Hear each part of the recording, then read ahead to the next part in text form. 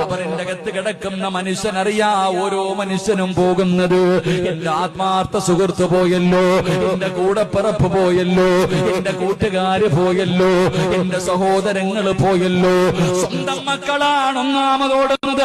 വാപ്പയെ കബറടക്കിയറ്റ് മക്കൾ ഇങ്ങനെ ഓടുമ്പോ കബറിന്റെ അകത്ത് കിടക്കുന്ന വാപ്പ ചിന്തിക്കുന്നു, അല്ലാ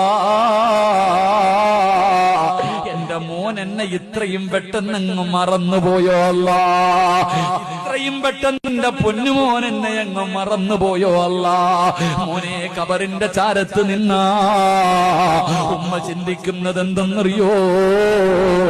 ആര് പോയാലെന്താ, ആരൊക്കെ പോയാൽ എനിക്കൊന്നുമില്ല, എന്റെ പൊന്നുമോൻ പോയില്ലല്ലോ, എന്റെ പൊന്നാര മകൻ പോയില്ലല്ലോ.